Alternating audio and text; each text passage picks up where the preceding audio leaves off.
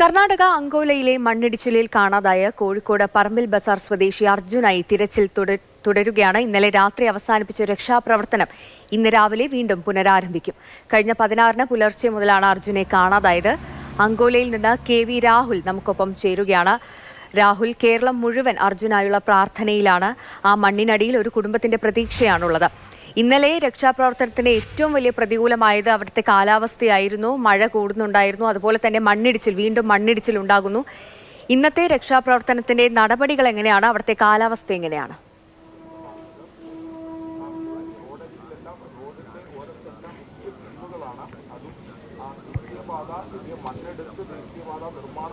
സന്ധ്യ, ശുഭവാർത്തയുണ്ടാകുമെന്ന പ്രതീക്ഷയിലാണ് എല്ലാവരും തന്നെ കാത്തിരിക്കുന്നത്. പ്രാർത്ഥനയോടെ അർജുൻ്റെ വീടാണെങ്കിലും കുടുംബമാണെങ്കിലും നാടൊന്നടങ്കം കാത്തിരിക്കുകയാണ്. അല്പസമയത്തിനകം തന്നെ അങ്കോലയിൽ തിരച്ചിൽ പുനരാരംഭിക്കും. നമ്മളിപ്പോൾ അങ്കോലയിൽ തന്നെയാണുള്ളത്. നമ്മൾ ഈ നിൽക്കുന്ന സ്ഥലത്ത് നിന്ന് ഏകദേശം ഒരു 3 കിലോമീറ്റർ അപ്പുറയാണ് ഈ അപകടമുണ്ടായ സ്ഥലം. ഇവിടെ പോലീസ് ഇവിടെ വെച്ച് തന്നെ അങ്ങോട്ടേക്കുള്ള പ്രവേശനം നിരോധിച്ചിരിക്കുകയാണ്. ബാരിക്കേഡ് ഉൾപ്പെടെ സ്ഥാപിച്ചുകൊണ്ടാണ്.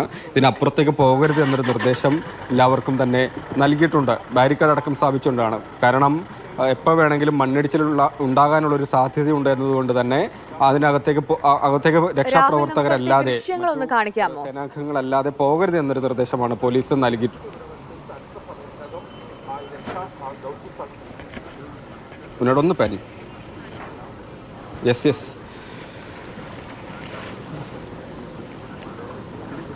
അതെ, നമ്മൾ ഇവിടെ നിന്ന് ആ അപകട സ്ഥലം കാണിക്കാൻ കഴിയില്ല. അവിടെ നിന്ന് കുറച്ച് ഇപ്പറയാണ് നമ്മൾ നിൽക്കുന്നത്. എന്നാലും ഇതിനപ്പുറത്തേക്ക് പ്രവേശനം ഇല്ല എന്നുള്ളതാണ്.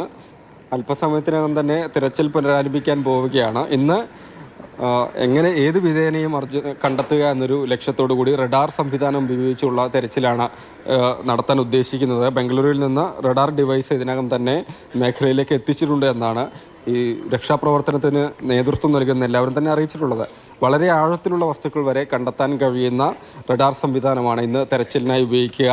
ഇന്നലെ മെറ്റൽ ഡിറ്റക്ടറൊക്കെ ഉപയോഗിച്ചുള്ള തിരച്ചിലാണ് നടത്തിയിരുന്നത്. പക്ഷേ വാഹനം കണ്ടെത്തുവാൻ കഴിഞ്ഞിരുന്നില്ല. അപ്പം പുഴയിലടക്കം ഇറങ്ങി തിരച്ചിൽ നടന്നിരുന്നു. ഈ മണ്ണിടിച്ചിലിൻ്റെ, അതായത് ദേശീയപാത വികസനത്തിൻ്റെ ഭാഗമായി മണ്ണ് ചെത്തിയെടുത്തതാണ് ഒരു മലയുടെ ഭാഗം തന്നെ ഇടിഞ്ഞു വീഴാൻ കാരണമായത് എന്നൊരു നിഗമനമാണ് ഉള്ളത്. അപ്പോൾ ഈ മണ്ണ് വന്ന ഒരു ശക്തിയുടെ ഭാഗമായി വാഹനം ഗംഗാവാലിപ്പുഴ, അതായത് വലിയൊരു മല, ദേശീയപാത, അതിനുശേഷം ഗംഗാവാലിപ്പുഴ എന്നുള്ളതാണ്. ഈ പുഴയിലേക്ക് പോയിട്ടുണ്ടാകാമെന്നൊരു സംശയമുണ്ടായിരുന്നു.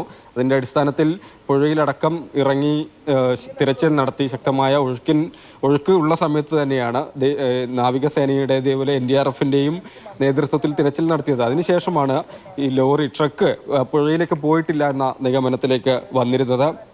അതുകൊണ്ട് തന്നെ ഈ ലോറിയുടെ GPS അവസാനമായി ലഭിച്ച ആ മേഖലയിൽ മണ്ണിനടിയിൽ തന്നെ ട്രക്ക് ഉണ്ടാകും എന്നൊരു നിഗമനത്തിലാണ് എത്തിയിട്ടുള്ളത്.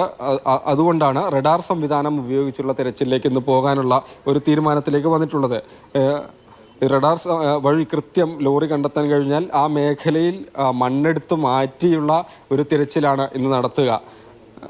SDRF, NDRF, പോലീസ്, അഗ്നിശമന സേന, ഇത്രയും സംഘങ്ങൾ ചേർന്നുള്ള തിരച്ചിലാണ് എന്ത് തന്നെയായാലും നടത്തുക. ഞാൻ പറഞ്ഞതുപോലെ തന്നെ ഇന്ന് ഒരു ശുഭകരമായൊരു വാർത്ത, അനുകൂലമായൊരു വാർത്ത ഉണ്ടാകും എന്നൊരു പ്രതീക്ഷയിൽ തന്നെയാണ് ഉള്ളത്. ഒപ്പം ഇന്നലെ രാത്രിയൊക്കെ ഈ രക്ഷാപ്രവർത്തനത്തിന് കനത്ത വെല്ലുവിളിയായി നിന്നത് മഴ തന്നെയാണ്. ഇന്നലെ രാത്രി തിരച്ചിൽ നടത്താനുള്ളൊരു തീരുമാനം ഉണ്ടായിരുന്നെങ്കിൽ പോലെയും 9 മണിയോടുകൂടി രക്ഷാപ്രവർത്തനം നിർത്തിവെക്കേണ്ടതായി ആണ് വന്നത്. കനത്ത മഴ തന്നെയാണ്. ഇപ്പോൾ ഏതായാലും മഴ കുറച്ചു മാറി നിൽക്കുന്നത് എന്നത് ആശ്വാസകരമാണ്. അതുകൊണ്ട് തന്നെ അല്പസമയത്തിനകം തന്നെ ദൗത്യ സംഘം ആ മേഖലയിലേക്ക് പോവുക. ഇന്നും റെഡ് അലേർട്ട് തന്നെയാണ് അങ്കോല ഉൾപ്പെടെയുള്ള മേഖലയിൽ തുടരുന്നത്. 16-നാണ് അർജുൻ സഞ്ചരിച്ചിരുന്ന ഈ ലോറി വിധത്തിൽ കാണാതാകുന്നത്. കർവാറിൽ നിന്ന് നാട്ടിലേക്ക് പോകുന്നതാണ്. ഈ മരത്തടികളുമായി പോവുകയാണ്. മോശം കാലാവസ്ഥയെ തുടർന്ന് മേഖലയിൽ വാഹനം നിർത്തിയതിന് ശേഷം മാത്രമേ പോവുകയുള്ളൂ എന്ന് സുഹൃത്തുക്കളോടൊക്കെ പറഞ്ഞിരുന്നു. അതായത് കനത്ത മഴ തുടർന്നിരുന്നു. സഞ്ചാരം തുടരുന്നതിന് ബുദ്ധിമുട്ട് നേരിട്ടതുകൊണ്ട് തന്നെ ആ മേഖലയിൽ വാഹനം നിർത്തി വിശ്രമിച്ചതിന് ശേഷം മാത്രമേ പോവുകയുള്ളൂ എന്ന് പറഞ്ഞിരുന്നു. മൊബൈൽ ടവർ ലൊക്കേഷനും അതുപോലെ വാഹനത്തിൻ്റെ GPS ലൊക്കേഷനും ഒക്കെ ലഭിച്ചത് ഈ മണ്ണിടിച്ചിലുണ്ടായ സ്ഥലത്ത് തന്നെയാണ്. അതുകൊണ്ടാണ് ആ മേഖലയിൽ തിരച്ചിൽ വേണമെന്നൊരാവശ്യം കുടുംബം നേരത്തെ തന്നെ ഉന്നയിച്ചതും 16-ന് മണ്ണിടിച്ചിലുണ്ടായി. പിന്നീടുള്ള ആദ്യ ദിവസങ്ങളിലൊക്കെ രക്ഷാദൗത്യത്തിന് വേഗം കുറവ് തന്നെയായിരുന്നു എന്നൊരു പരാതി കുടുംബം ഉന്നയിച്ചിരുന്നു. മണ്ണിടിച്ചിൽ ഏത് സമയത്തും ഉണ്ടാകാൻ സാധ്യതയുള്ള ഒരു മേഖല കൂടിയായതുകൊണ്ട് തന്നെ മണ്ണ് മാറ്റി ഗതാഗതം പുനഃസ്ഥാപിക്കുന്നതിനാണ് ഈ ഭരണകൂടങ്ങളൊക്കെ തന്നെ പ്രാധാന്യം നൽകിയിരുന്നത്. ഇത് മണ്ണിനടിയിൽ അർജുനടക്കം മറ്റു ചില ആളുകൾ കൂടി ഉണ്ട് എന്ന വിവരം ലഭ്യമായതിൻ്റെ അടിസ്ഥാനത്തിലാണ് ഇന്നലെ ഉച്ചയ്ക്ക് ശേഷം ഈ രക്ഷാപ്രവർത്തനത്തിന് വേഗം വർദ്ധിപ്പിച്ചത്. അതായത് കേരള സർക്കാരിൻ്റെ സമ്മർദ്ദം, MP-മാരൊക്കെ ഇടപെട്ടു. കർണാടക സർക്കാരിന് മേൽ പരമാവധി ഉപയോഗിക്കാൻ കഴിയുന്ന സ്വാധീനമൊക്കെ ഉപയോഗിച്ച് ഈ രക്ഷാപ്രവർത്തനത്തിന് വേഗം കൂട്ടുകയാണ് ഉണ്ടായത്. എങ്കിൽ തന്നെയും രാത്രി 9 മണിയോടുകൂടി തിരച്ചിൽ അവസാനിപ്പിക്കേണ്ടതായാണ് വന്നത്. പരമാവധി ദൗത്യം തുടരും, രാത്രിയും തുടരുമെന്നാണ് പറഞ്ഞിരുന്നുവെങ്കിലും 9 മണിയോട് തന്നെ രക്ഷാപ്രവർത്തനം നിർത്തേണ്ടതായി ആണ് വന്നത്. അതായത് മണ്ണിടിച്ചിൽ സാധ്യതയുള്ളതുകൊണ്ട് ഈ മല ഇടിഞ്ഞു വീണ സ്ഥലത്ത് ഇപ്പോഴും വെള്ളം ഇങ്ങനെ ശക്തമായി തന്നെ ഒഴുകി റോട്ടിലേക്ക് വന്നുകൊണ്ടിരിക്കുകയാണ്. അതിന് ചെറിയ സമീപത്തൊക്കെയായി ചെറിയ രീതിയിൽ മണ്ണിടിച്ചിൽ ഉണ്ടാകുന്നു എന്നതുകൂടി വെല്ലുവിളി ഉയർത്തുന്ന ഒരു കാര്യം തന്നെയാണ്. ഇങ്ങനെയൊക്കെയാണെങ്കിൽ തന്നെയും ഇതിനൊക്കെ അതിജീവിച്ചുകൊണ്ട് ഇന്ന് അർജുനെ കണ്ടെത്താൻ കഴിയും എന്നൊരു പ്രതീക്ഷ, ഒരു ശുഭാപ്തി വിശ്വാസമാണ് എല്ലാവർക്കും തന്നെ ഉള്ളത്. സന്ധ്യ. തീർച്ചയായും രാഹുൽ സൂചിപ്പിച്ചതുപോലെ 4-ാം നാൾ അർജുനെ തിരിച്ചു കിട്ടും, അർജുനെ കണ്ടെത്താൻ കഴിയുമെന്ന ശുഭപ്രതീക്ഷയിലാണ് അർജുന്റെ കുടുംബവും കേരളം മുഴുവനും. രാഹുൽ, ഇന്നലെ രാത്രി മുതൽ മഴ മാറി നിൽക്കുന്ന സാഹചര്യമാണോ? അങ്ങനെയാണെങ്കിൽ രക്ഷാപ്രവർത്തനം കൂടുതൽ എളുപ്പമാകും. അപ്പോൾ ഇന്നലെ രാത്രി മുതൽ മഴ മാറി നിൽക്കുന്ന സാഹചര്യമാണോ അവിടെ?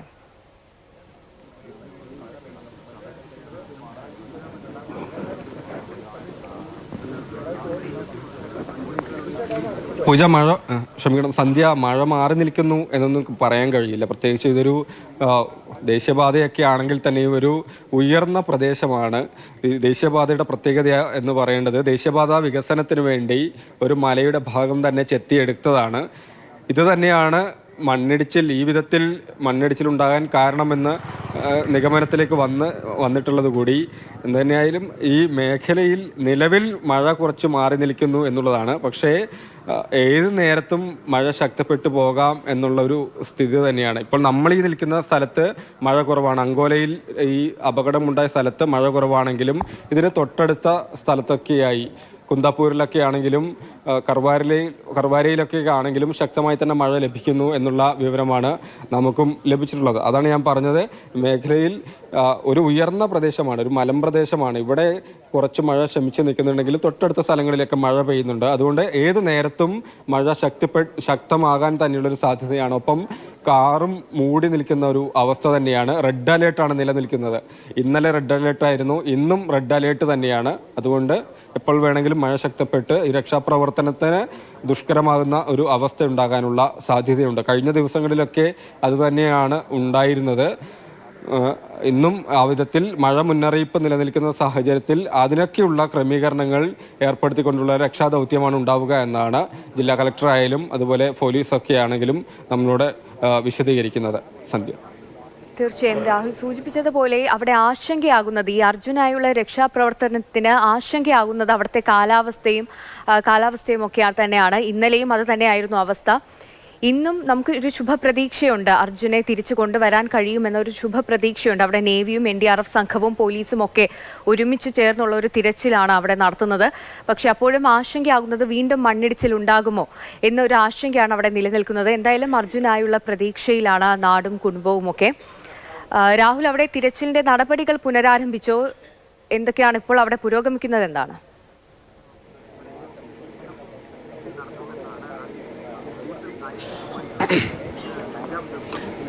നിലവിൽ തിരച്ചിൽ പുനരാരംഭിച്ചിട്ടില്ല. 5:30യോടുകൂടി തിരച്ചിൽ തുടങ്ങുമെന്നാണ് അറിയിച്ചിരുന്നെങ്കിൽ തന്നെയും ഈ വെളിച്ചക്കുറവുള്ളത് കൊണ്ട് തിരച്ചിൽ ഇതുവരെ ആരംഭിച്ചിട്ടില്ല. പക്ഷെ അല്പസമയത്തിനകം തന്നെ ദൗത്യസംഘം ഈ മേഖലയിലേക്ക് പോകും എന്നതാണ്.